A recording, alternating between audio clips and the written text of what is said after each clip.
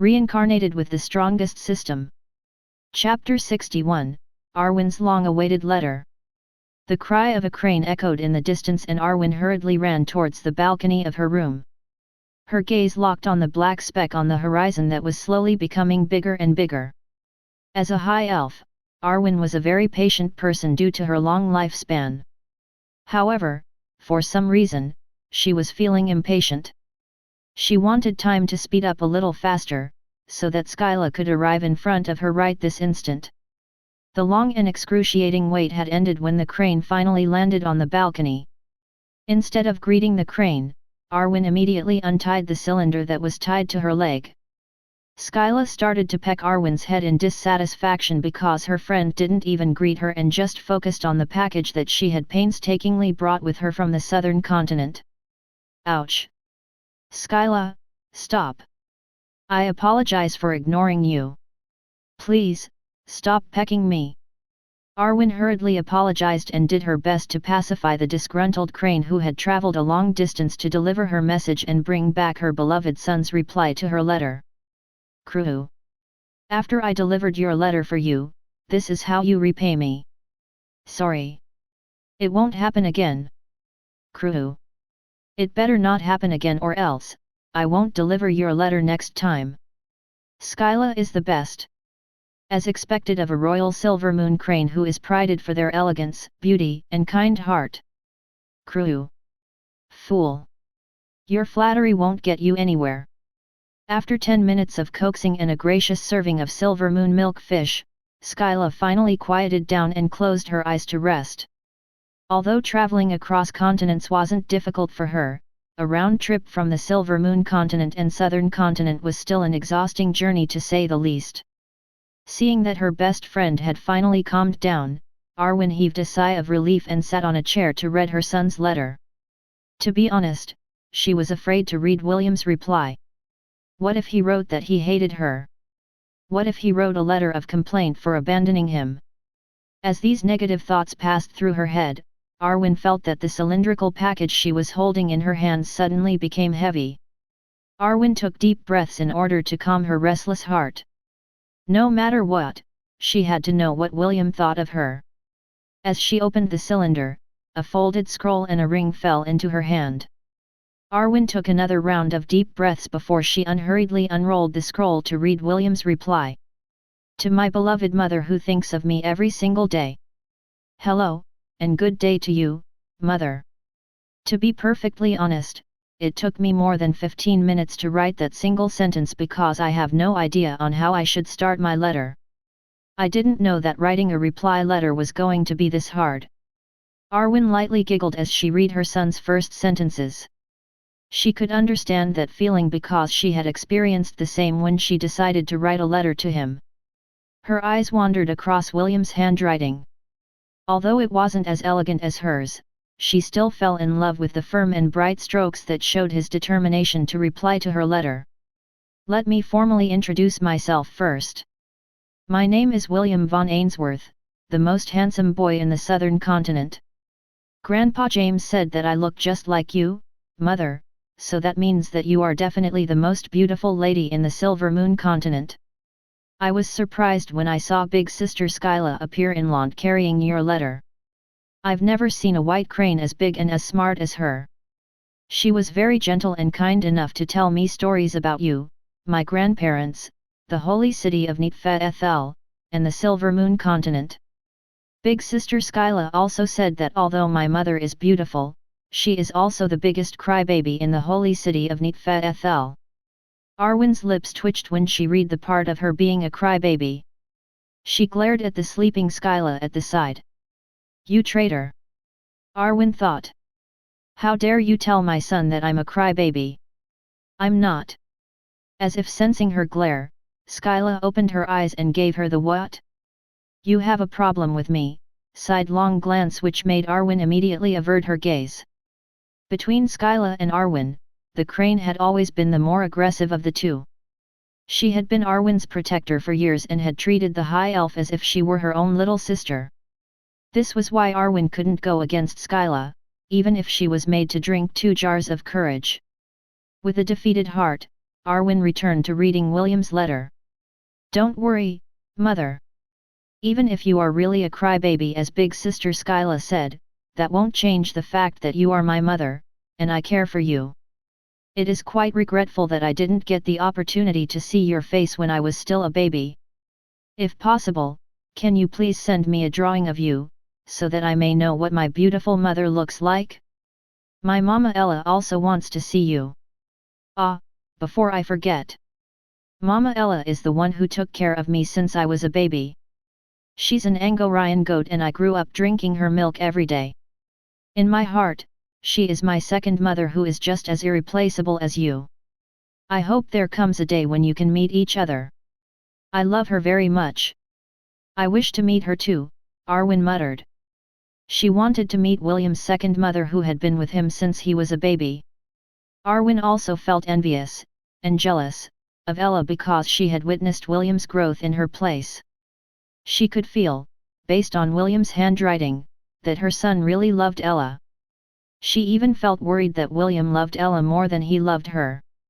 Although she could understand William's feelings for Ella because the two of them had been together for many years, she still felt bitter in her heart. Arwen, too, wished that she could have stayed by William's side and see his growth from a baby who could barely crawl, to a young boy who was as narcissistic as his grandfather's. Yes. James and Theoden were both narcissistic individuals. It seemed that both of their genes had been passed down to William. "Mother, Lant may be the crudest place in the southern continent, but this small town where I grew up is very warm. The people here are lively and full of life. Uncle Mordred, Aunt Anna, Aunt Helen, Cousin Matthew, and Grandpa are very warm and loving people. I think of myself as a very fortunate person because every day is filled with love and happiness. That is why, Mother, you don't have to worry about my well-being. I am very happy right now, and I feel like I'm the luckiest boy in the world to be part of this loving family. There are many more things that I'd like to say, but I'm afraid that my tears will start to fall if I continue to put it into words. Perhaps, I also received some crybaby genes from you, Mother. Rest assured, although I can't put the rest of my thoughts into words, I will make up for it in the gifts that I will enclose along with this letter. I managed to pester Grandpa James and he agreed to open the storage house, so that I can send you some of the specialties of Lant. I also added a few more gifts for my grandparents who I want to meet someday in Neatfed Ethel. I don't know if these gifts will be to their liking, but I hope that they will not turn them away. Lastly, Mother, even though this is the first time we've communicated with each other, know that I don't hate you. Although, I'm sad that we have to part from each other, I know that you did it for my sake. Words can't express how much I want to see you, so please, if possible, send me a painting of you. I will also ask Grandpa to have me painted as well, so that you will be able to see how handsome and amazing your son is. I pray that our fated reunion will come a day sooner. Thinking of you from the southern continent. William von Ainsworth." Arwen's eyes blurred as she pressed the letter to her chest. She felt relieved, and happy that William didn't hate her. However, she also felt bitter because her feelings of love were overflowing, but she couldn't give them to him. Arwen's tears streamed down the sides of her beautiful face, but she made no attempts to stop them. Skyla, who was resting at the side, opened her eyes for a brief moment, before closing them again. Contrary to what Skyla had told William, Arwen was not a crybaby. As the saintess of the World Tree, it was impossible for her to show her emotional side to the public.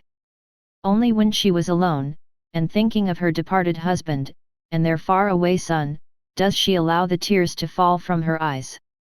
She had to remain strong for both of their sakes, and Skyla understood this well. It was also for this reason that she was willing to undertake the long and dangerous journey to travel between continents to deliver Arwen's letter. If this was the only way to make her a little Arwen happy, then Skyla would even face off against a dragon if it meant that she could bring William's message back to his loving mother's arms. That night, Arwen dreamed a happy dream. A dream where her beloved son was nestled inside her loving embrace, and no one in the world would separate the two of them ever again. Chapter 62, time to go to the temple. When William returned to Celine's house, the beautiful lady was lying on the couch and taking a nap. James left because he didn't want to disturb her and simply told William to take good care of himself. Since he had accepted that his grandson was now Celine's disciple, it also meant that he would be staying in Celine's house for the time being. This was how apprenticeship was done in their world. Gaining a disciple was similar to adopting a child. As a master, it was their responsibility to take care of their disciple till their apprenticeship was over. William and James had also discussed along the way that a goat pen and goat shed should be built outside of Celine's house. He needed to take care of his herd as well, so bringing them to Celine's place was the ideal thing to do. 5 days later, a brand new goat pen and shed were constructed on the property of the dark sorceress. James paid for the labor and materials, and also made sure that the new goat shed would be comfortable enough for William and the rest of the goats to stay in. He knew that this was going to be William's secret base when he was going to head inside the Ring of Conquest. With that in mind, James asked the carpenters to make it relatively secure so that no one would be able to get in, unless they entered through the front entrance. After 2 weeks of torture, William and Ella had started to develop some resistance to the Berserk curse. Although they suffered, they had also gained a lot through the experience.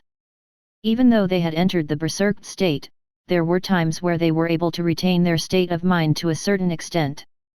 Seeing that the training was quite effective, William pleaded with Celine to add Kronos, Aslan, and the rest of the goats in their training. Celine didn't particularly mind and simply found the notion interesting. Oliver was still the one in charge of the training, so adding a few more goats into the mix wouldn't be a big deal. After 2 months of extensive training, William and his herd managed to clear the 14th floor with flying colors. On their first few tries, the goblin shaman was able to neutralize their party with blind and berserk spells. Although William and Ella had raised their immunity, the hobgoblin shaman was a master in dark magic. Aside from curses, it was also able to wield the power of darkness up to the 4th circle. What did that mean? It meant that William and Ella had to deal with a bona fide elemental mage, which was a very dangerous foe to face. A hobgoblin shaman was equivalent to William in terms of firepower. Even Ella in her war ibex form couldn't afford to take a direct hit from its elemental attacks. Fortunately, it only took 2 months before the group managed to overcome this obstacle. William, Ella, and the goats advanced steadily as they made their way towards the lower floors.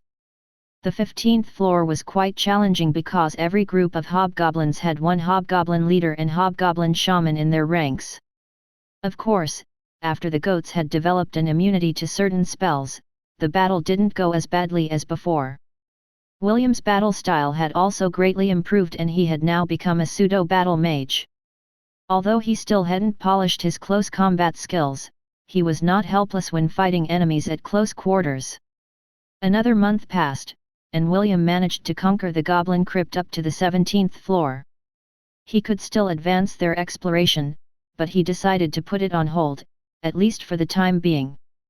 The reason why he decided to stop their advance was because of the pending quest that he hadn't finished to go to a temple in order to talk to Gavin.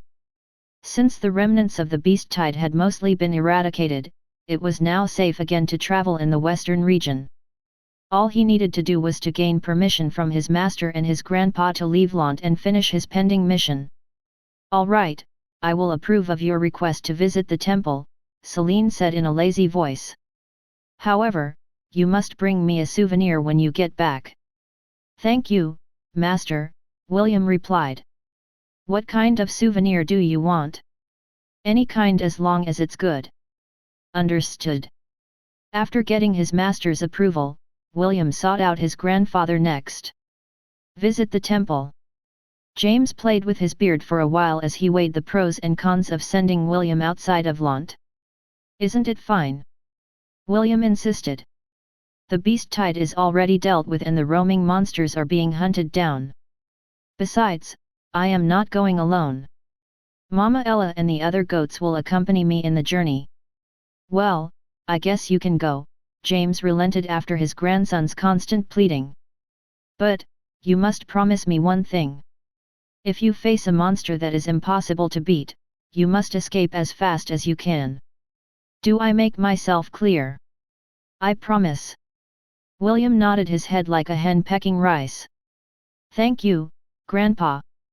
I will be careful. Go and find Helen, James ordered. She will help you prepare the things that you will need for your journey. According to my estimation, you will be able to reach the temple in 4 to 6 days. Tell her to give you enough supplies for 10 days. Okay. William hurriedly left and went to look for his Aunt Helen. He was afraid that James would change his mind and prevent him from leaving Launt. The old man watched the young boy go with a chuckle. Ezio, James said softly. A shadow appeared inside the room and a man wearing a black robe appeared in front of James. Sir. Ezio bowed his head. Watch my grandson from the shadows and ensure his safety.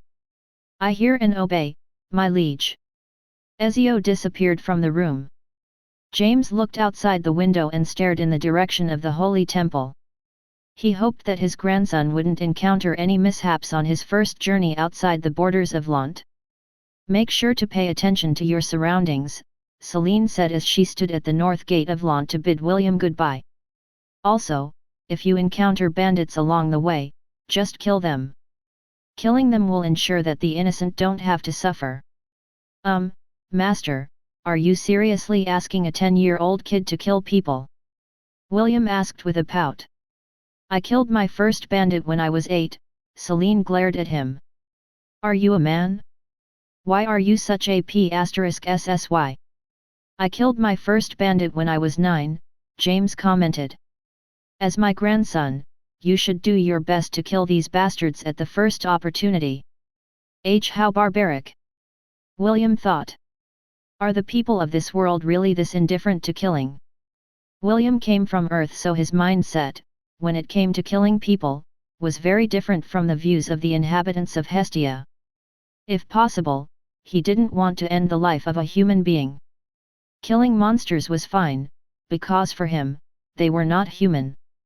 A/N, Hestia is the name of William's current world. However, he knew that if he was pushed into a corner, he would also steel himself to commit the deed even if he didn't want to. Little William, look after yourself, Helen said as she helped him wear a traveling cloak. I have packed you enough food and clothes for 10 days. Make sure to eat on time and rest on time, okay? Thank you, Aunt Helen. William smiled and nodded his head. I'll come back as soon as I can. Good. I will be waiting. William waved goodbye before mounting Ella's back. Master, grandfather, take care. Come back early, Celine said as she waved back. Feel free to pick up a girl to bring home as a wife when you return, James shouted. It doesn't matter how many you bring back. We'll take them all. William almost fell off Ella's back when he heard his grandfather's shameless words. The old man still hadn't given up on the notion of playing matchmaker for William. He was even insisting that the more wives he had, the better. Did he think that beautiful girls grow in the wild like cabbages? As the town of Launt disappeared behind his back, William felt a sense of anticipation. It was his first time going on an adventure away from home and it was making him excited and anxious at the same time. What he didn't know was that during this trip towards the Holy Temple, he would meet someone that would play an important role in his life in the not-so-distant future. Chapter 63, Traveling Together Part 1. EST, can you accomplish this task? I can. Good. A woman who seemed to be in her early 30s nodded her head. Your father is expecting great things from you. Don't let him down. I will do my best, mother. The boy looked up at his mother with a serious gaze. I will not let you and father down. The woman sighed and pulled the boy in her embrace. She then brushed his head affectionately for a time before letting him go. Nana, Herman, I leave EST in your care. The woman looked at her 2 loyal retainers. Make sure that he returns safe and sound from his mission. Yes, my lady. By your will, my lady. 10 minutes later, a wooden carriage made its way outside of the city walls and traveled into the darkness of the night. Their destination was the Holy Temple. The young boy looked outside the carriage window as they left the glorious city behind. "Don't worry, father, mother, I will complete my mission," Est vowed as he looked at the stars in the distance. "Your Excellency, Lady Astrid, please, watch over me. Brrrr. The water is so cold." William shivered as he washed his face using the water in the river. He just woke up a few minutes ago, and decided to wash his face in order to remove the last dregs of sleep in his system. Ella walked beside him and gave her morning greeting. "Me. Good morning, Mama Ella." "Me." After their daily greeting, William took out a wooden bowl from his storage ring and milked his Mama Ella. Although he was already 10 years old, he still drank her milk every day. Why? Because Ella's milk is delicious. Also, Ella would nag at him if he didn't drink her milk on a daily basis. William could drink it directly from the source, but he decided to use a cup instead. Ella didn't seem to mind this change in her baby's routine. The only thing she cared about was whether or not William drank her milk. Daily quest: drink milk has been completed. Rewards: 6 EXP points. "I still don't understand why this quest still works up to this day," William mused as he looked at his notification window. Back when he was still a baby, he depended on this daily quest in order to gain some EXP. Now, this notification reminded him of the time when he was still a weak and feeble baby that could only stay still and wait to be fed on a daily basis. A nostalgic smile appeared on William's face as he remembered the shenanigans he and Ella had during his childhood. He was about to go into a daze when he felt a wet sensation on his cheeks. "Me. Sorry, Mama Ella," William apologized as he caressed Ella's neck. "I was reminiscing about the past." "Me. The time when I was still a baby." "Me. Time flies so fast." Everything that happened was like yesterday. William closed his eyes as he hugged Ella's neck. "I'm very lucky to have you, Mama." "Me." Ella closed her eyes and pressed the side of her face on William's cheeks. The mother and son pair stayed like this for a few minutes. They only stopped when they felt the other goats starting to stir from their slumber.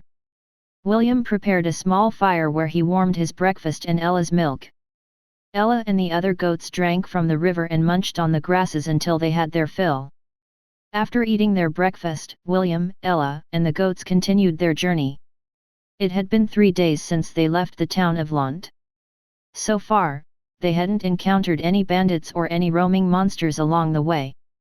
However, they did see several ruins as they journeyed towards the Holy Temple. These ruins belonged to towns and villages that used to thrive in the western region of the Helan Kingdom.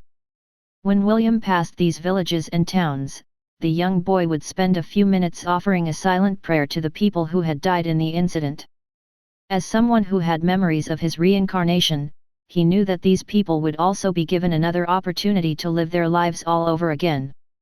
The only difference was that they would no longer remember anything about their past lives. "I pray that all of you find happiness in your next life," William prayed as he knelt on the ground. "May your days be beautiful and bright." The goats stood still by his side as they looked at the ruins. They didn't make any noise and waited for William to finish his prayer. It was then when he heard the sound of a carriage being pulled from behind him. William didn't move and continued to pray. He didn't feel any malice coming from the carriage, so he decided to continue his prayer. The boy thought that they were just travelers who were passing by, so he just ignored their presence. When William finally finished his prayer, he was surprised to find out that the carriage had stopped a few meters away from him. The boy frowned and looked at the goats. For a moment, he thought that the goats were blocking the way so that the carriage was forced to come to a stop. Seeing that his herd was standing in a neat row and away from the main road, the worry in William's mind disappeared. The boy looked at the carriage and noticed a middle-aged man seated on the coachman's seat smiling at him. "Lad, are you familiar with this place?" a middle-aged man with graying hair asked. "Sorry, but I'm not a local of this area," William replied. I am just passing through and saw these ruins. I see. The man nodded his head in understanding. Then, can you tell us where the Holy Temple is located? You're also on your way to the Holy Temple. William smiled. What a coincidence. I am, also, headed towards the Holy Temple. Oh? Have you been there before, lad? No. This is the first time I traveled outside of my hometown, but I have a map with me. Can I have a look at your map, kiddo? I just want to know the general direction of the temple. Of course. William walked towards the carriage while pulling out the map from his storage ring. He handed the map to the middle-aged man in a very friendly manner. Kid, you shouldn't trust others too much, the middle-aged man said with a serious expression. What if I'm a bad person? I might just snatch this map and leave you behind. My goats are a good judge of character, William replied. Since they're not making any ruckus, then that means that you are not a bad person. You trust your goats that much?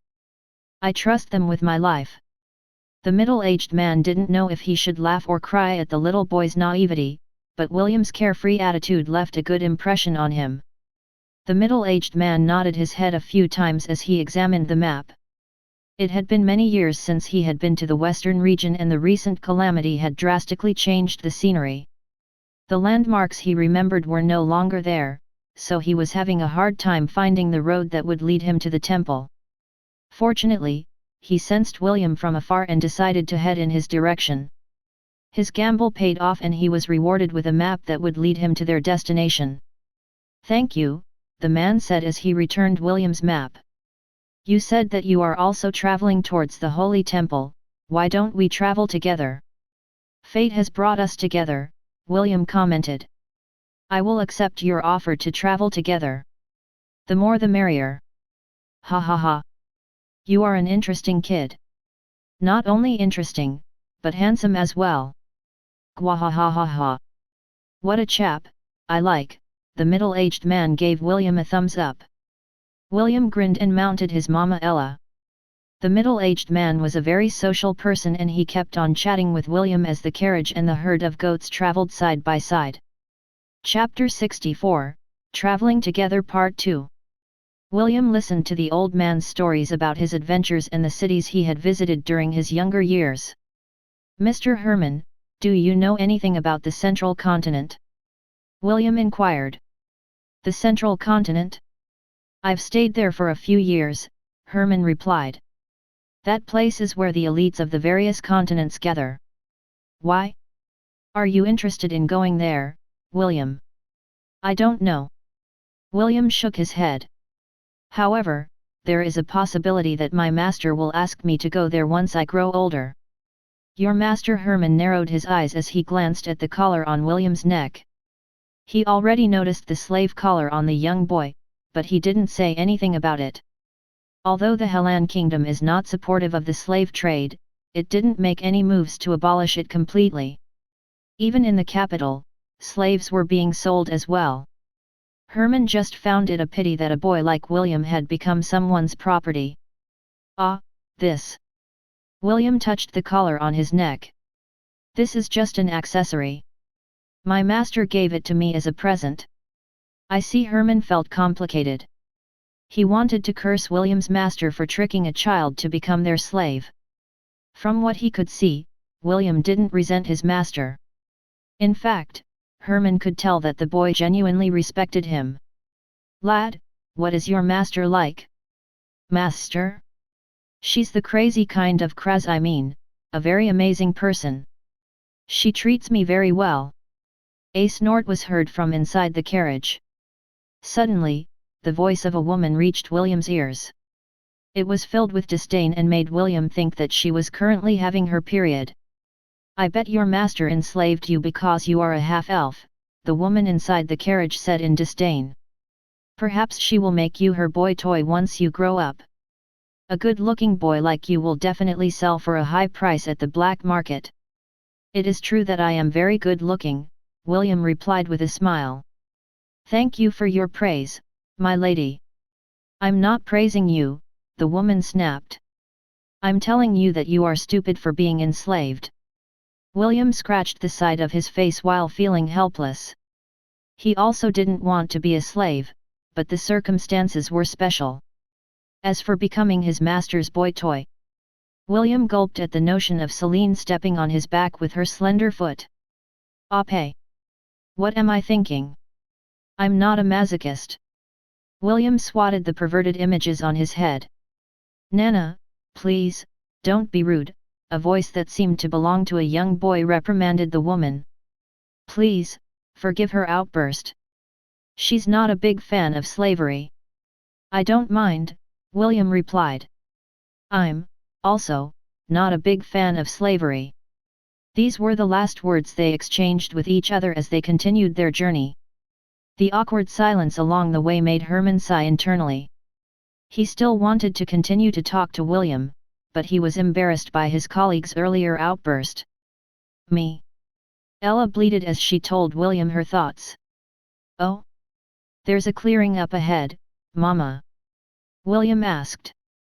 Me. Mr. Herman, there is a clearing up ahead, William said with a smile. It is a good place to take a rest. How about we stay there for lunch? Sounds like a plan. Herman nodded his head. Half a minute later, they came to a clearing where a river flowed at the side. The goats happily trotted towards it to have a drink of water. William followed behind them and refilled his water skin.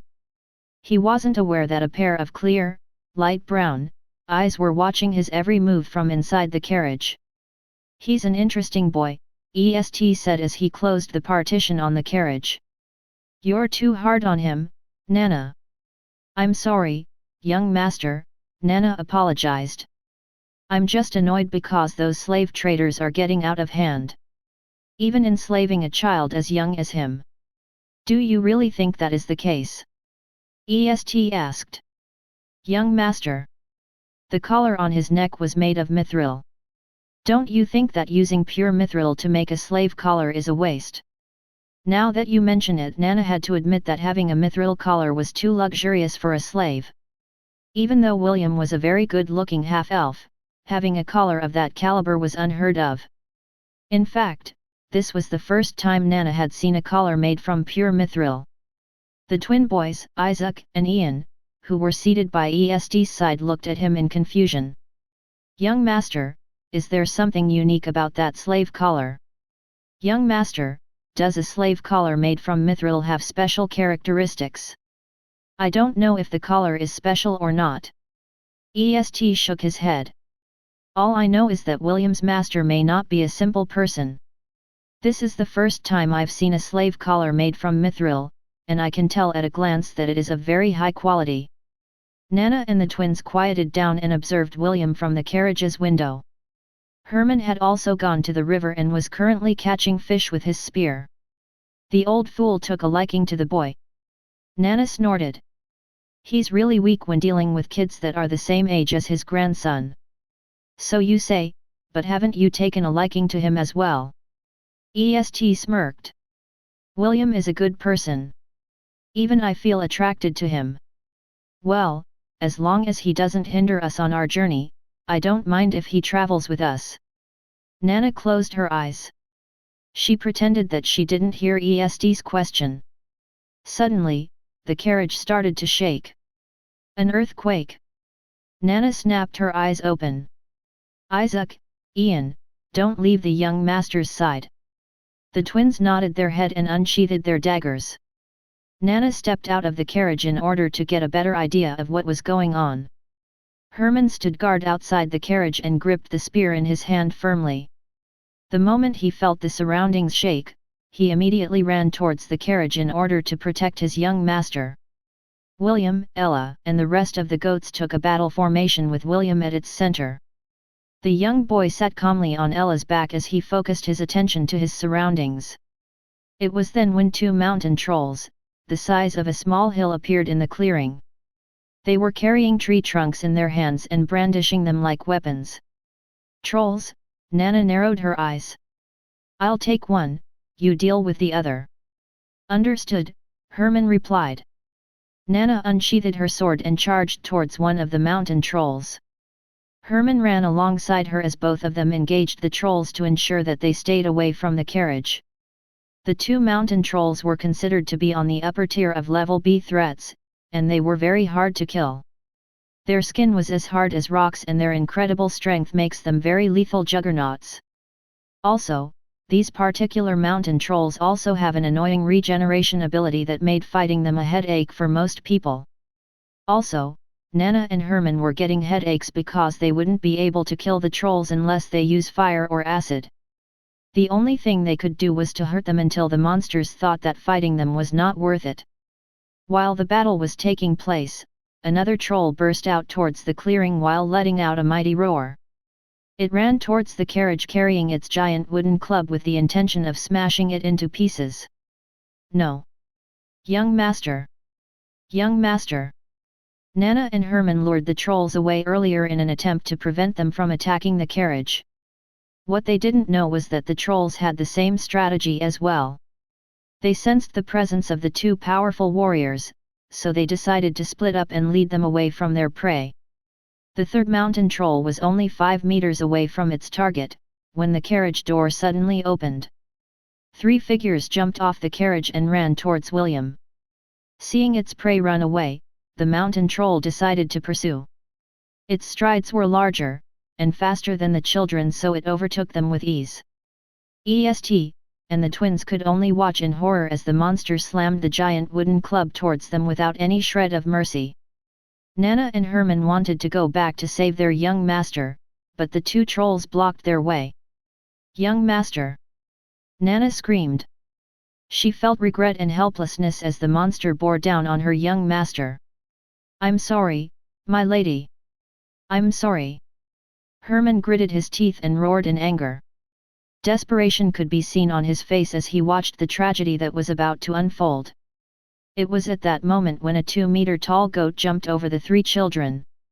The large goat faced off against the giant club that was about to descend upon them. On her back was a boy with hair so red that it resembled a blazing fire. His wooden staff was poised to strike like a spearman riding his warhorse. EST's beautiful brown eyes watched as the small boy, who was the same age as him, created a miracle right before his very eyes. Chapter 65, When the Sky Falls Down. EST, remember this, you were born to do great things. Great things. Yes, the beautiful woman nodded her head as she lovingly brushed the young boy's hair. That's why, you must become strong. Only by becoming strong will you be able to do great things. Then, what if I meet an enemy that is stronger than me? EST asked. What must I do then? Run, the woman answered. Run as fast as you can. Then, what if I can't outrun it? What then? Then you just wait. The woman smiled as she stared at the young boy's face. Wait. EST tilted his head. Wait for what? Wait for a miracle to happen. A miracle? Yes. A miracle, the woman said with a smile. EST, when the sky falls down, there will always be people who will step up and carry its weight on their shoulders. Will I be able to meet such a person? EST asked. His face was half in doubt and half curious of the possibility of meeting someone who could create a miracle. Of course you will, the beautiful woman chuckled. If it's you, you are destined to meet such a person. Just know that if he really appears in your life, you'd better.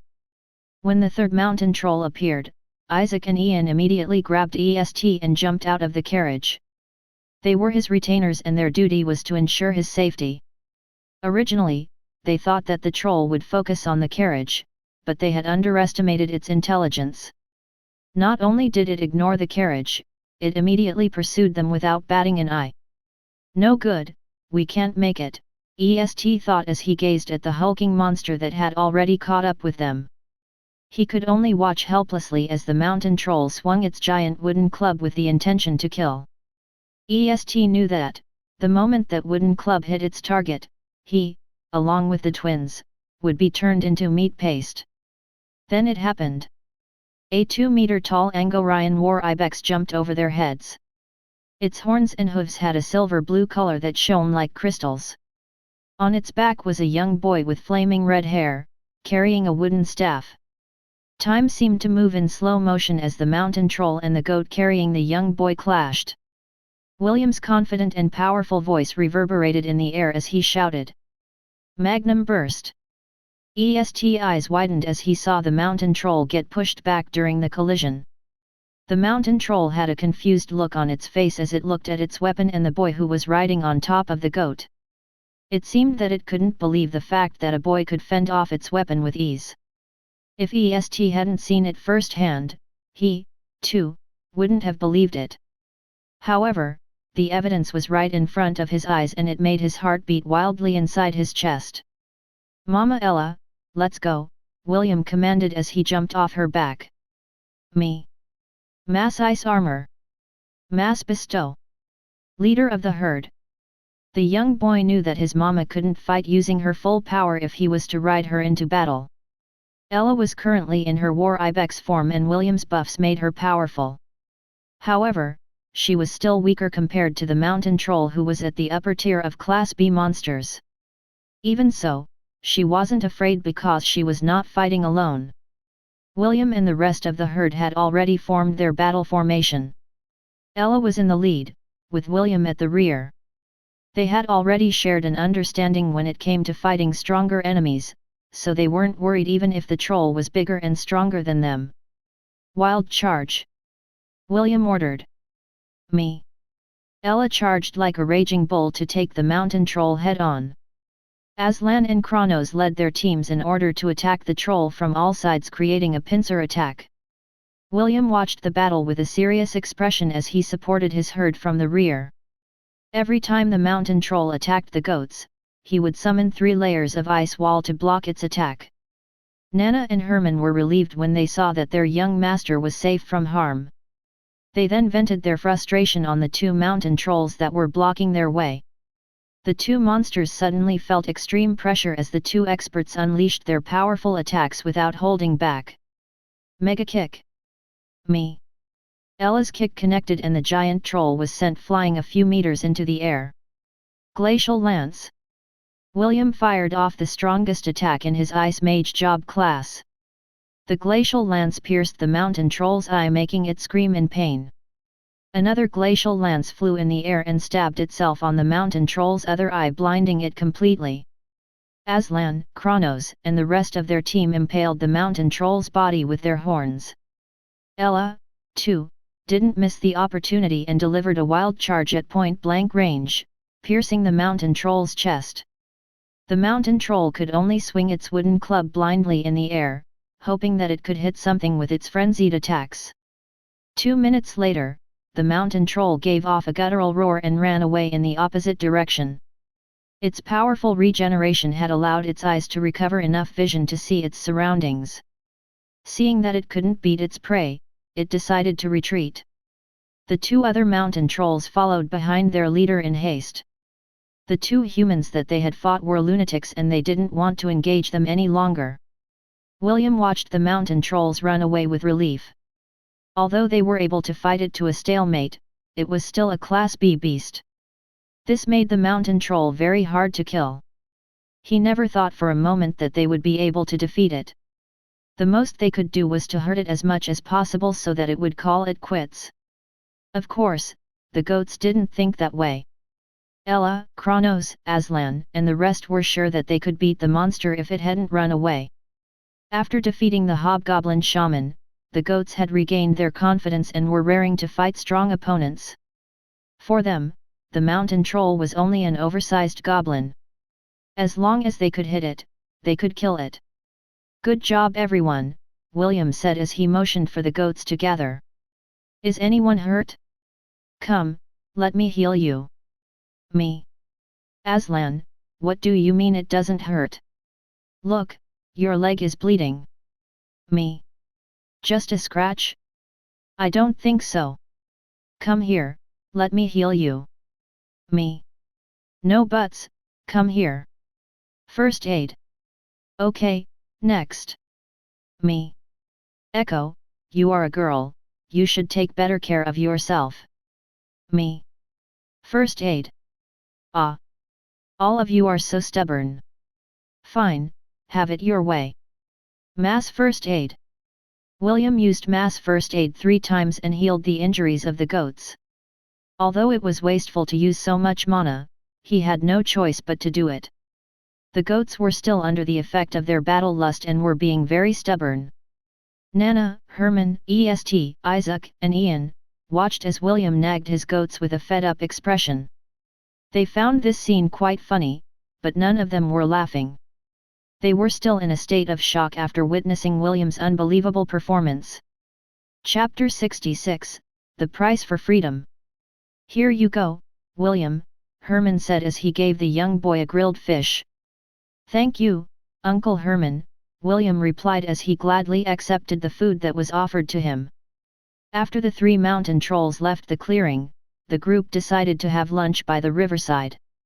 EST kept sneaking glances at William as the boy happily ate the grilled fish with relish. His eyes would often dart to the mithril collar that hung on the boy's neck from time to time.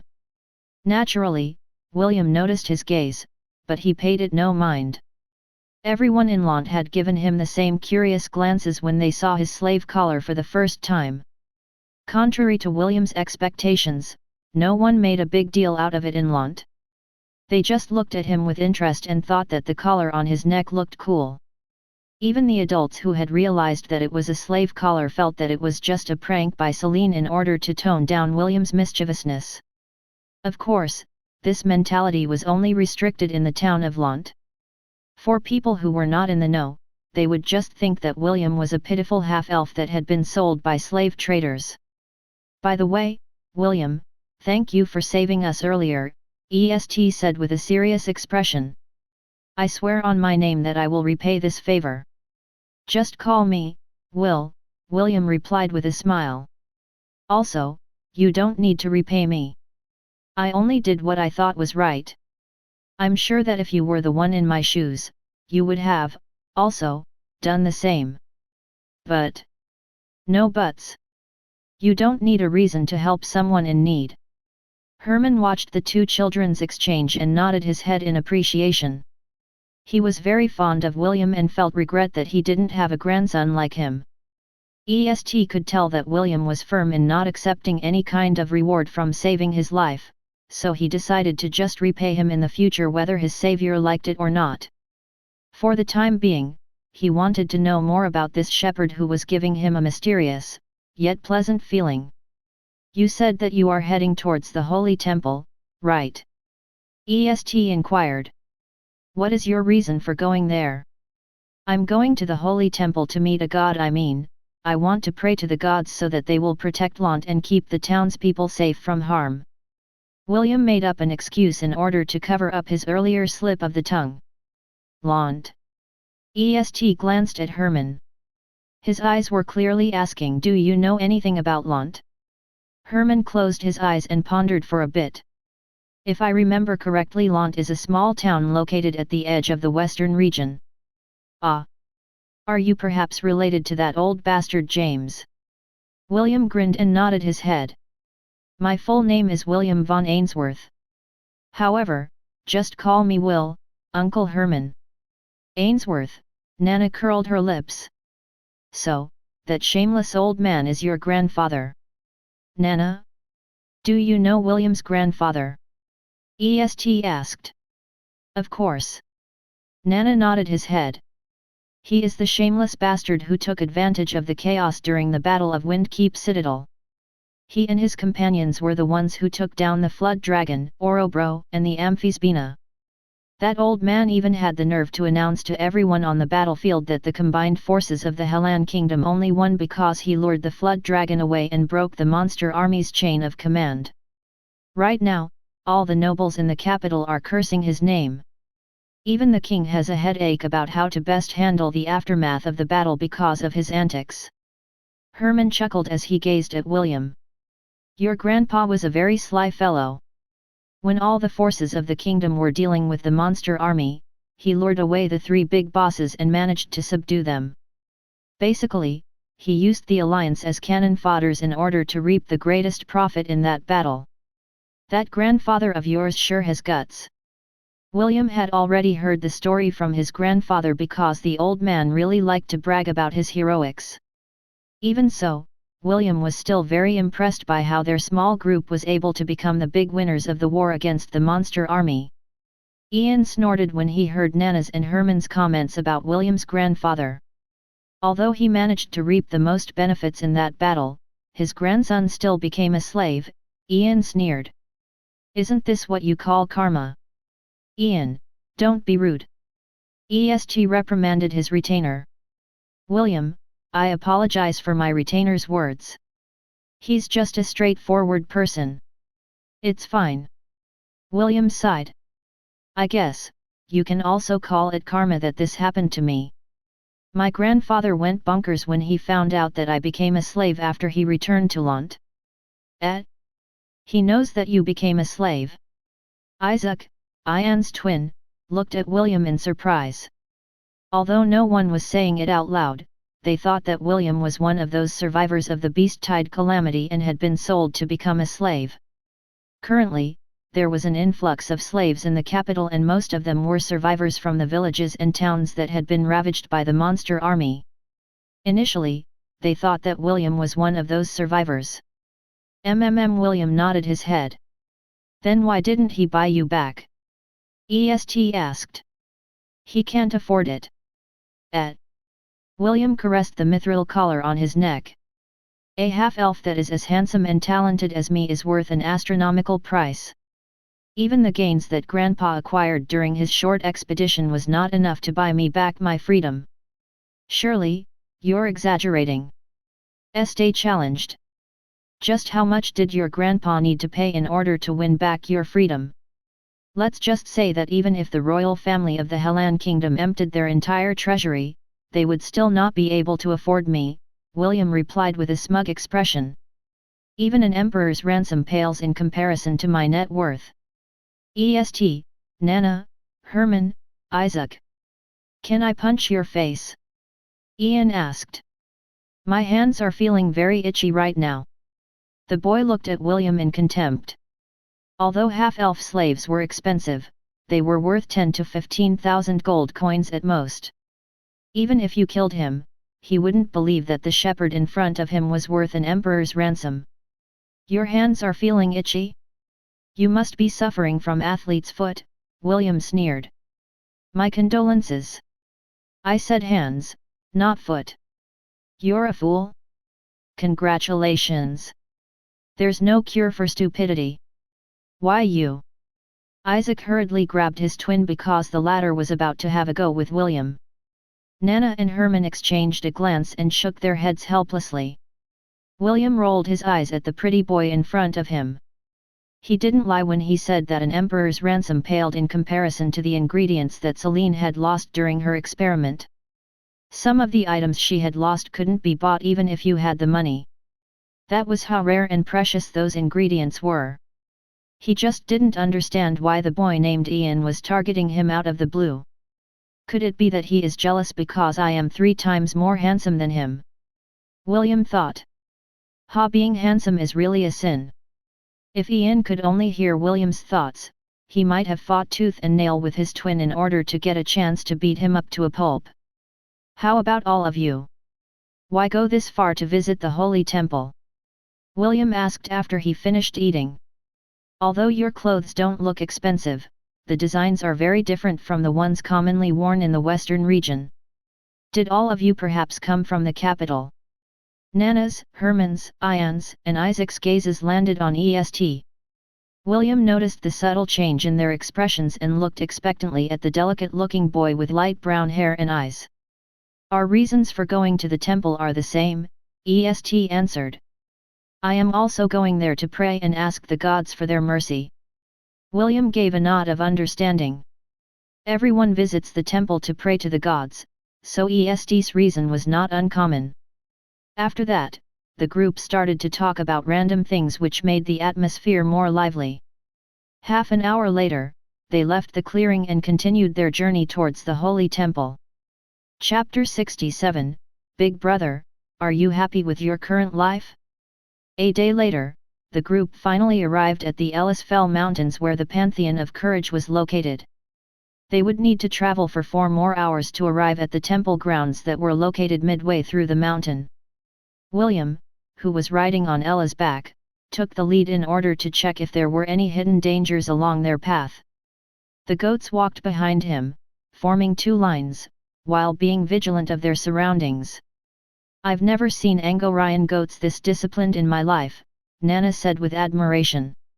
"If this was a week ago and someone were to tell me that Angorian goats could fend off a mountain troll, I would definitely spit on their face." "Are Angorian goats really this fierce?" EST inquired. After seeing William battle with his herd, he was very tempted to rear Angorian goats back at their estate. "Of course not," Nana answered firmly. "I have seen many Angorian goats and all of them were as meek as sheep. The goats under William's care are quite abnormal, especially the one he calls Mama Ella." "Strange." EST frowned. During the battle, that goat named Ella took on a different form. She was much larger and more intimidating than her current look. "Nana, did you recognize the form she changed into during the battle?" "Yes." Nana nodded. "If I'm not mistaken, she took the form of an Angorian war ibex. In the north of the kingdom, there is a tribe of warriors that live in the mountain. They are very fierce warriors and the mounts they ride on are the wild Angorian war ibexes that live in the great mountains of Kirintir. Those war ibexes are more fierce, and more deadly than the war horses bred for war. Trying to conquer their lands by force will only lead to countless deaths. This is why the king decided to let the mountain tribe retain their autonomy in exchange for an alliance. You can't imagine how surprised I was when I saw an Angorian war ibex in the western region." "Is it perhaps an evolved creature?" Ian asked. "I heard that some creatures can change their appearance once they raise their rank." "The possibility exists. No, I think this is the only possibility," Nana agreed. "From every angle, Ella looks like an ordinary Angorian goat. It is very possible that..." Nana's eyes widened when a realization struck her. She was not the only one. EST, too, thought of the same possibility and it made him look at Nana in disbelief. "Don't tell me." EST swallowed hard. "There's a possibility that those goats following William will also evolve into war ibexes." Ian and Isaac exchanged a glance. The battle that happened a day ago was still fresh in their minds. They could still remember how Ella fought the mountain troll on even grounds while the other goats attacked from the sides. The battle back then was a stalemate. However, if all of those goats were to evolve into war ibexes, then the mountain troll would have definitely perished then and there. "Impossible," Ian immediately refuted. "Very few creatures can evolve and those goats are clearly domesticated animals. I've never heard of an Angorian goat evolving into a war ibex. Maybe Ella is a war ibex that was taken from the north. Since William's grandpa is a powerful person, getting one isn't out of the question." Isaac nodded at his brother's conclusion. Even Nana found this explanation very logical. If Angorian goats could easily evolve into war ibexes, then the Helan kingdom would have already had a legion of war ibexes under its command. "When we return to the estate, have someone visit Lant," EST ordered. "We need to learn more about this town that has survived the beast tide." "Understood." Nana nodded her head. "Should I also dig into William's personal information?" "Yes, but be discreet when doing so. Also, I want you to find out more about William's master. The one whom he is bound to as a slave." "Understood." 4 hours later, the carriage stopped before the gates of the Pantheon of Courage. The guardsmen guarding the gates told them to disembark because carriages were not allowed inside the temple grounds. William was worried that the guardsmen wouldn't allow his herd to enter. Fortunately, the guardsmen didn't seem to mind and even told the boy that the current head priestess that resided within the Pantheon of Courage was very fond of animals, especially goats. After doing some initial checks, the group was finally allowed to pass through the gates of the temple. "It's bigger than I thought," William said as he gazed at the giant structure in front of him. Although the temple's design couldn't possibly compare to the buildings in the modern world, it still gave William a surreal feeling that made him look at it with admiration. Suddenly, the main entrance of the temple opened and several priestesses walked out to greet them. "My name is Sarah and the High Priestess had asked me to welcome all of you, guests that came from afar," Sarah said with a smile. "All of you, except the goats, may follow me inside the temple." EST, and his entourage, followed Sarah as she walked back inside the temple.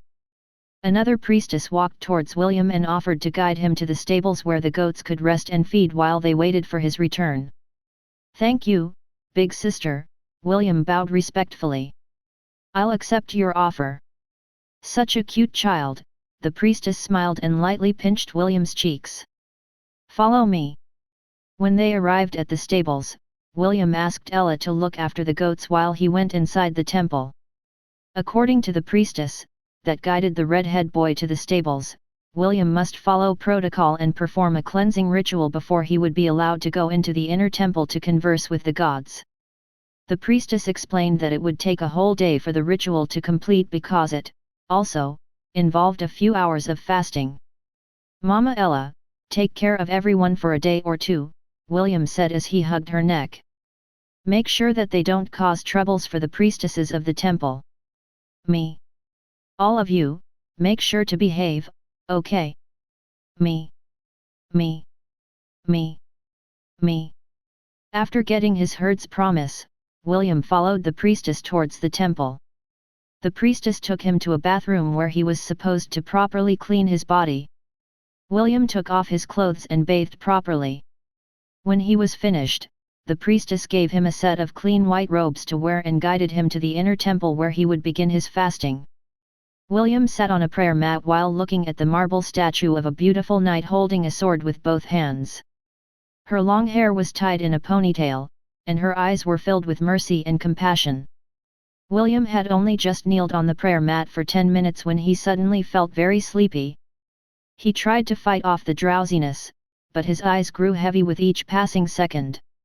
"I guess I'll take a nap first," William thought as he sleepily laid on the prayer mat. A minute later, the redhead boy was sound asleep. "Fu. Big brother, if you don't wake up soon Lily is going to kiss you." Lily. William's hazy thoughts slowly cleared up as the familiar voice woke him up from his slumber. "Big brother, you can keep on sleeping. I promise that Lily will make you feel really good." William opened his eyes just in time to see Lily about to give him a smooch on his lips. If not for the fact that he had seen her true form, he would have gladly accepted the kiss and might have even kissed her back in return. Unfortunately, what was seen couldn't be unseen and William hurriedly used his hands to block the lowly's lips from touching his own. "Lily, behave yourself," William said as he pushed the lowly goddess face away from him. "Che, big brother is so mean," Lily pouted. "Wait. Lily." William's eyes widened as he looked at the little goddess in front of him. "What are you doing here? Where am I?" William scanned his surroundings and found himself floating in space surrounded by countless stars. "This is the place where gods talk to their believers," Lily explained. "You can even say that this place is the boundary between life and death. I believe that you call this place limbo back on Earth." A place where gods talk to their believers." William frowned. "If that is the case then why is Gavin not here?" Lily's pout increased by a notch and her fingers moved at lightning speed to pinch William's waist. William screamed like a little girl because Lily didn't hold back when she pinched him. It made the young boy realize that he wasn't dreaming and the lowly in front of his eyes was real. "Big brother, you're so mean. Does this mean you don't want to see Lily?" Lily narrowed her gaze. William could tell that if he gave her the wrong answer, another round of pinching would take place. "Oh, of course, I wanted to see you," William replied. William wasn't lying when he answered this question. Although Lily's true form looked like an old midget, the lowly goddess had treated him well during his stay at the Temple of 10,000 Gods.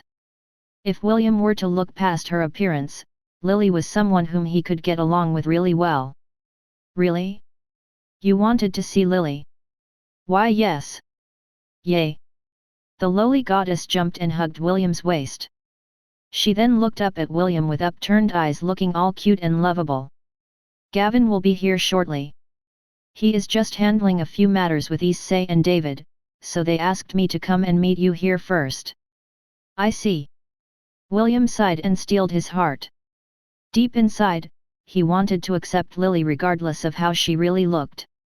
He then took the initiative to pat the lowly goddess' head, which made her close her eyes like a satisfied kitten. William continued to brush her hair for 2 minutes. A few seconds later, he heard a sigh coming from the lowly goddess. "Big brother, you are really kind," Lily muttered as she lightly pushed William away. "Lily, let's sit down first and have a chat. I'm sure that Big Brother has a lot of questions to ask Lily." As soon as she said those words, a dining table appeared in front of William. Several dishes were laid on top of the table and all of them looked delicious.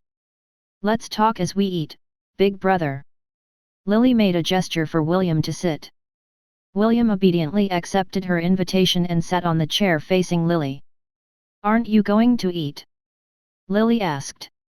"Let's wait for the others to arrive," William replied. "It would be more fun if we eat as a group." Lily gave William a sweet smile that made his heart skip a beat. "Big brother, Lily wants to ask you a question." "Go ahead. As long as it's not math, I'm confident that I can give you the right answer." Lily chuckled as she rested her chin on the back of her hand. She then looked at William with her adorable, bright, red eyes. She wanted to ask him the question that had been plaguing her mind ever since William had accidentally entered the red portal due to Truck Kun's interference in the cycle of reincarnation. "Big brother, are you happy with your current life?" Chapter 68, God Points. Am I happy with my current life? William closed his eyes and looked back at the 10 years that he had lived in the town of Lant. Every day was filled with warmth and love that sometimes, he could feel his heart melting. His mama Ella would always be by his side to ensure that he would not suffer from any harm. His Aunt Anna would hum him songs while holding him in her loving embrace. His Uncle Mordred ensured that he was not lacking in food and clothes. His Aunt Helen would always find time to bake him desserts that he could bring to the valley while tending his goats. His big brother, Matthew, who loved reading books, would find time to read him stories about the southern continent. And his grandfather, James, always throws off his reminiscing and loved to brag about his adventures during his younger days. Those 10 years made William realize that even though this world didn't have the conveniences of the modern world, even though it didn't have electricity, television, radio, and the internet, he didn't find it boring. In fact, every night when he went to sleep, he would look forward to seeing the sun rise from the east. Because he knew that another day filled with warmth and happiness was waiting for him. "I am very happy," William said softly. He then opened his eyes and looked at the adorable girl in front of him. "Although I don't know what kind of life I might have lived if I entered the silver portal back then, the life I have now is very precious. I'm glad I was born in the world I am living in." "I see," Lily replied with a beautiful smile. She could tell that William was being sincere and he was indeed very happy with the life he had now. "That's good to hear." William scratched his cheek in embarrassment. "Well, I'm glad that you are living a happy life in that world, William." Gavin materialized out of thin air. He sat beside Lily, facing William. "As expected of my sworn brother." Issei appeared as well and sat beside Gavin. "You're just like me when I was younger," David chuckled as he appeared beside Lily. The 4 gods who had formed a connection with William had all arrived. They were all looking at him with smiling faces as if they were up to no good. William didn't feel that something was off and greeted them all with a smile. "It's been a while, Gavin, brother Issei, Sir David." "Indeed. It has been a while, William."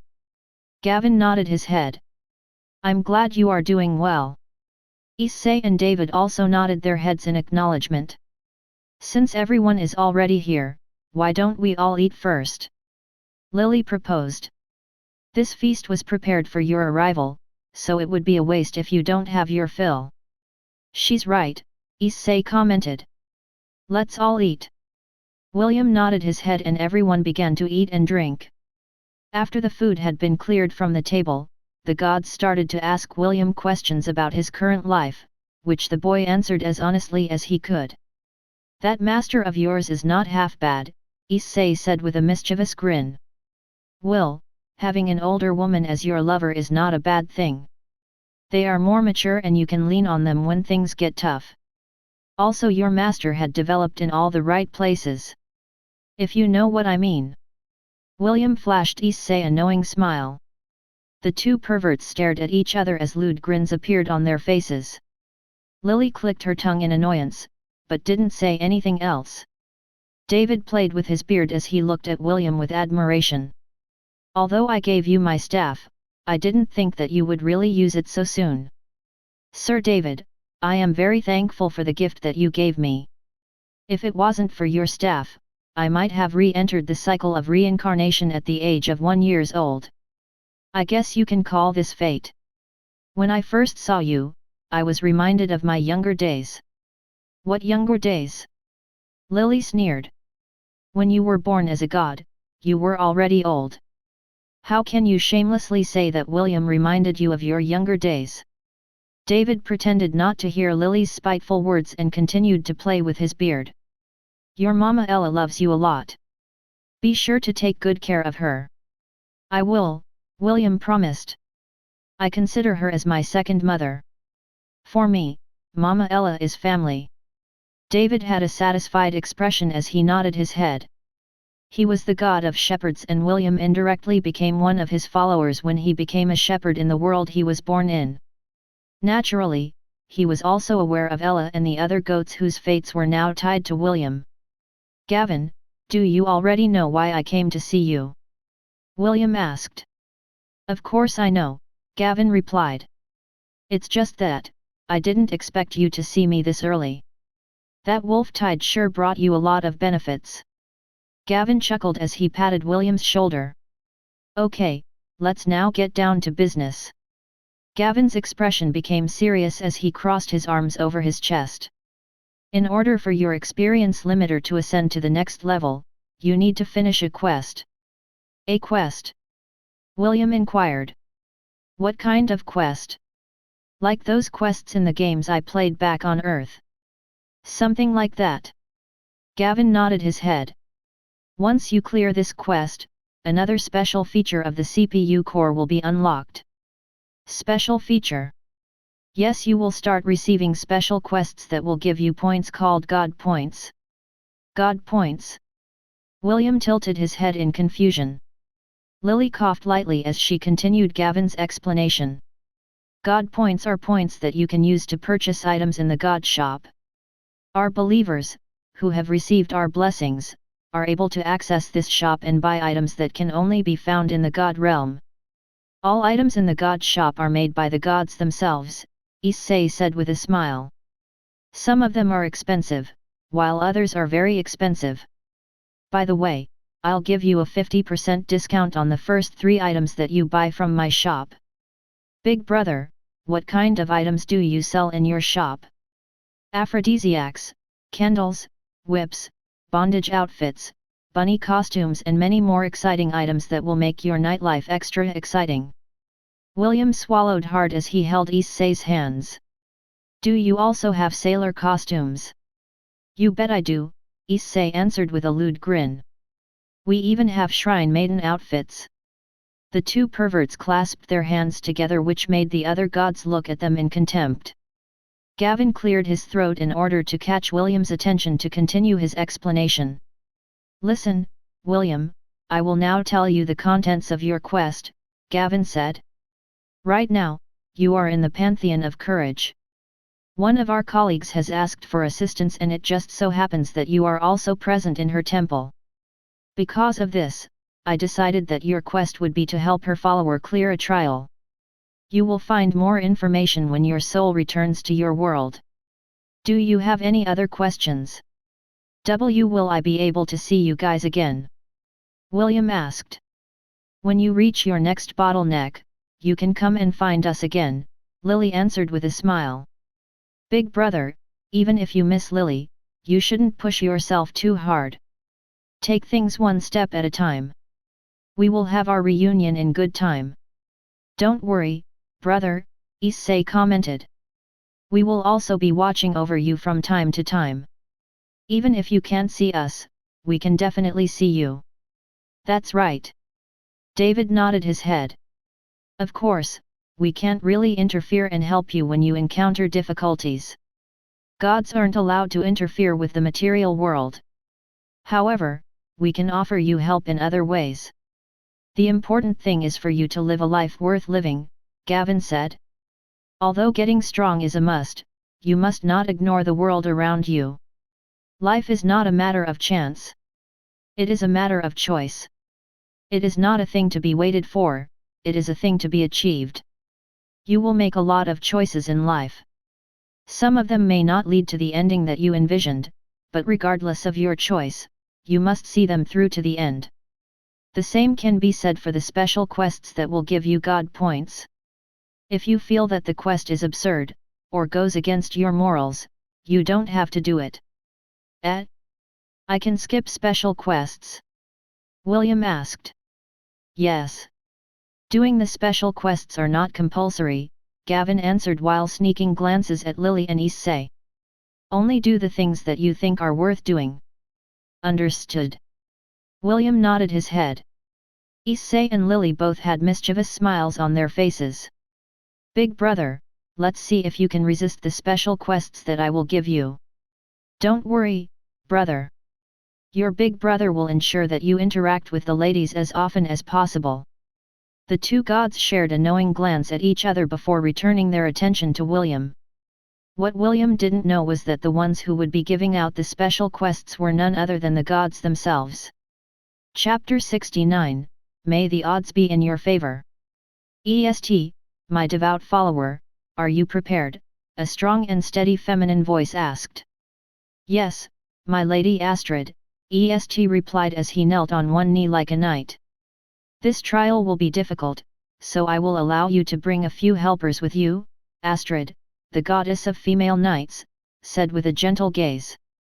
Aside from your two retainers, another helper will be waiting for you on the trial grounds. Thank you for your magnanimity, my lady. The goddess nodded her head as she raised the sword in her hand. She then lightly tapped EST's shoulders with the sword blade before returning it to its sheath. Clear this trial, and I will fulfill the promise I made to your family many years before you were born, Astrid promised. However, if you fail, then the promise I made will become null and void. Do I make myself clear? Yes, my lady, EST answered. I will not fail you. I only look at the results, EST, not the process. I understand. It's time for you to return, Astrid ordered. May the odds be in your favor. When EST opened his eyes, he found himself in the sacred room of the inner temple. This room was dedicated to the devout followers of the goddess Astrid. As EST shakily stood up from the prayer mat, the door of the sacred room opened and the high priestess entered, followed by two attendants. Have you received the word of Her Excellency? The high priestess asked. Yes, EST replied. Good. Is there anything else that we can do to help you? I need to go to the trial grounds. Can I ask for you to send someone to guide me? It is but a trivial thing, the high priestess answered. My two attendants will take you there after you have your breakfast. Your retainers are already waiting for you in the dining area. Thank you. It is my duty. There is no need for a thanks. EST was led by the two attendants to the next room to change clothes. As he wore his clothes, the young boy thought about the discussion he had with the goddess Astrid. The goddess had explicitly told him that the trial was very hard. He was supposed to clear it when he was a bit older, but circumstances didn't allow the goddess to wait for him to grow up. The beast tide had thrown everything into disarray, and something must be done in order to re-establish the protection of the kingdom. For that, EST needed to clear the trial in order for the goddess Astrid to bestow her blessing on the Hellan kingdom.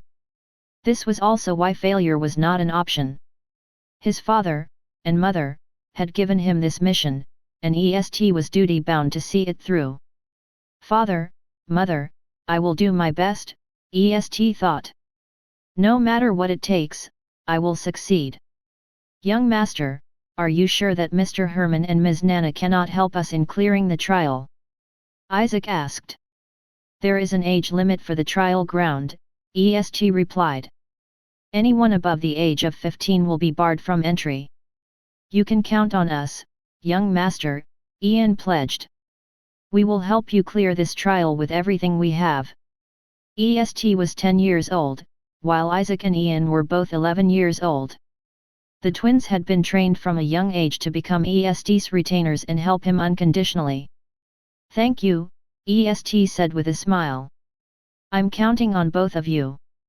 Yes, young master.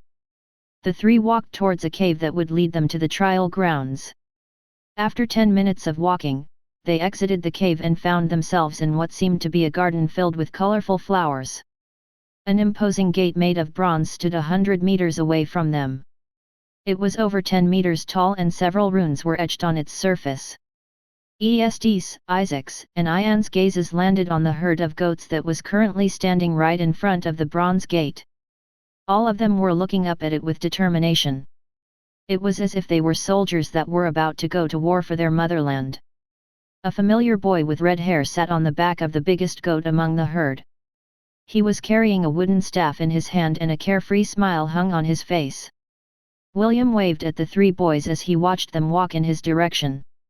What are you doing here? Ian snorted. This place is off limits to those who are not affiliated with the Pantheon of Courage. Say, are you a girl?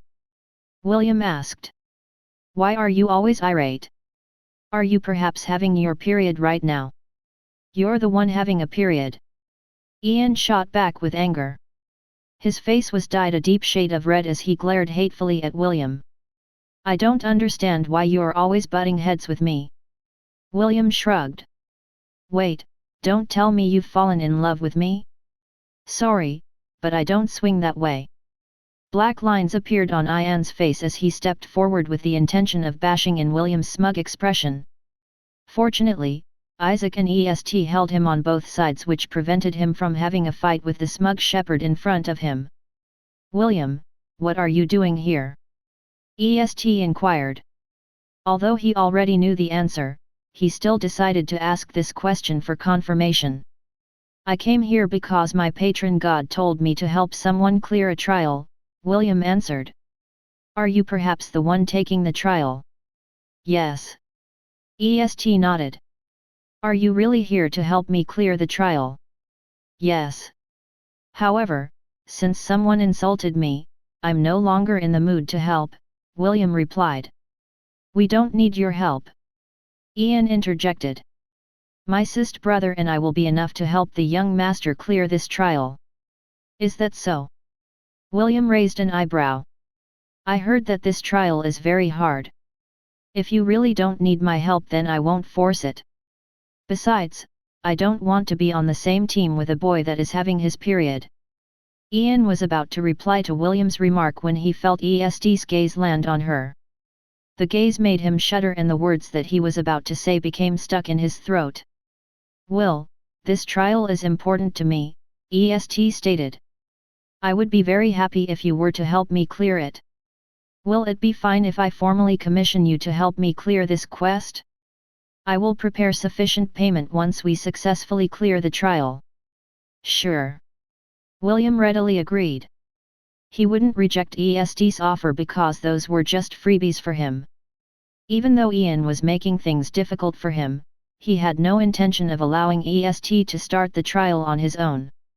This trial was also important to him, because it was the quest that Gavin had given him in order to break through his bottleneck. William was more than willing to turn a blind eye to the annoying Ian, who seemed to be his mortal enemy in his past life. Is everyone ready? William asked.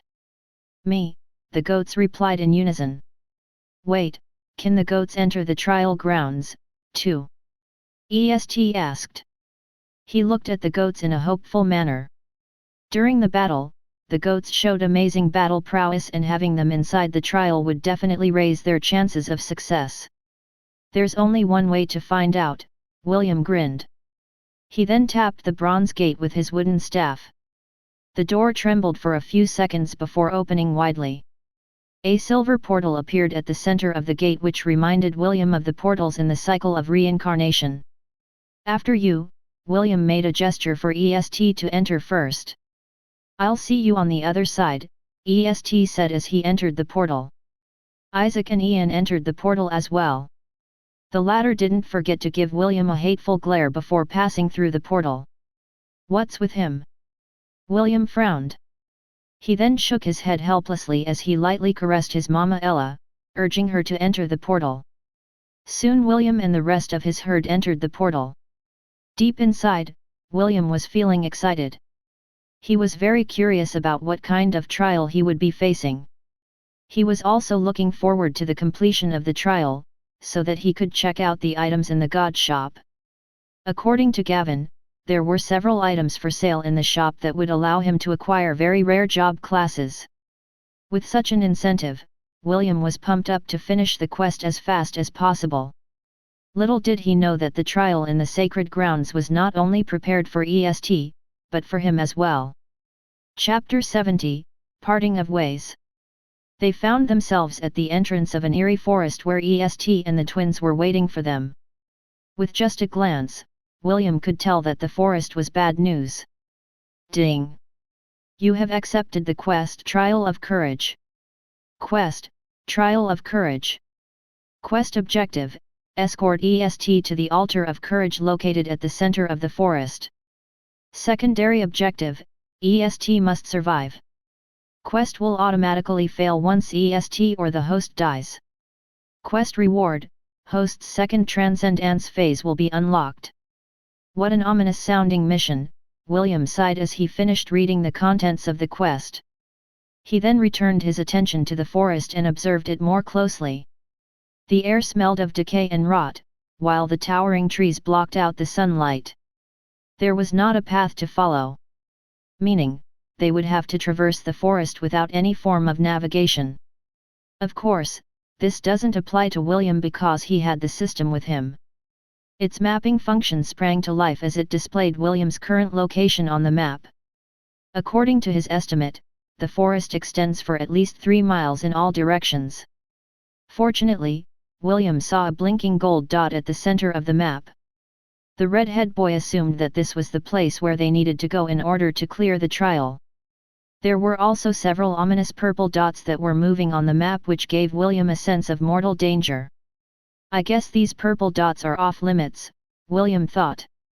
They are probably monsters belonging to the centennial or millennial beast categories.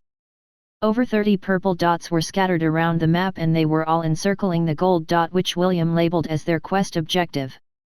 EST, Ian, and Isaac thought that William was still in a daze because he was looking at the space in front of him. Ian didn't want to approach him because he felt like beating him up, while Isaac didn't want to offend his brother, so he remained by his side. As for EST, he was scanning the surroundings with a frown. He was quite sensitive to danger and he could feel the telltale signs that the eerie forest housed many strong entities that could potentially kill them. EST, come here for a moment, William said as he motioned for the young master to come closer. Yes. EST replied as he stopped a meter away from William. Did you get any information about this place from the High Priestess?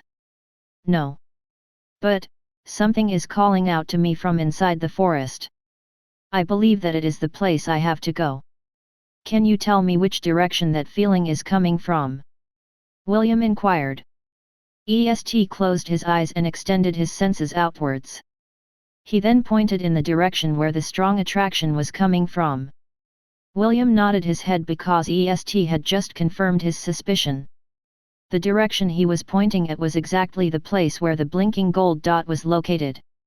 Okay, listen up, let's set some rules first before we enter the forest, William said with a serious expression.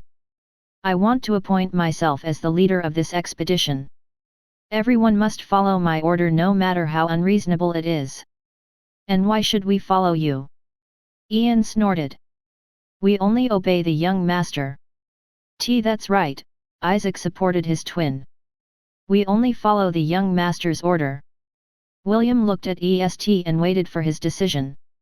He knew that Ian would definitely reject his proposal, and he was also expecting that Isaac would support his brother.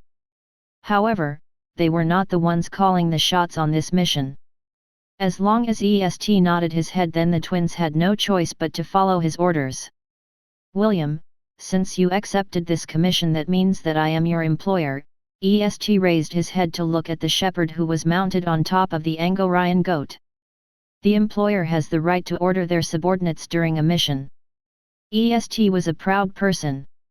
He had gotten used to the fact that everyone obeyed his every word. He thought that since William had decided to become part of his group, the shepherd would follow his orders. Who would have thought that the first thing that he would do was to take the role of the leader and ask them to follow his orders? This was something that EST wouldn't accept so easily. Is that so? William answered in a casual manner. Sorry, I didn't come here to play house with the three of you. If you want to do it your way, then you can do it alone. Why you? Are you disobeying me? For the first time in his life, EST felt that his authority was being challenged. Disobeying you? William snorted. Don't treat me as one of your servants. I have only one master, and it's not you. EST gritted his teeth as he clenched his teeth in anger. So, you finally showed your true colors. Ian spat on the ground. I knew that you were a superficial person the moment I saw you. I guess I was right. William lazily laid down on Ella's back and propped his head on the palm of his hand. He then gave Ian a sidelong glance before giving a retort. The first time I saw you, I knew that you were a little goblin in disguise. I guess I was right. Even your breath smells bad. Why you? Ian unsheathed his short sword and was about to charge at William when the Angorian goats stepped forward and formed a battle formation. Their sharp and pointy horns were aimed outwards. Clearly, they would not hesitate to attack Ian if he moved to hurt their master, William. Even Ella changed her form into the Angorian war ibex.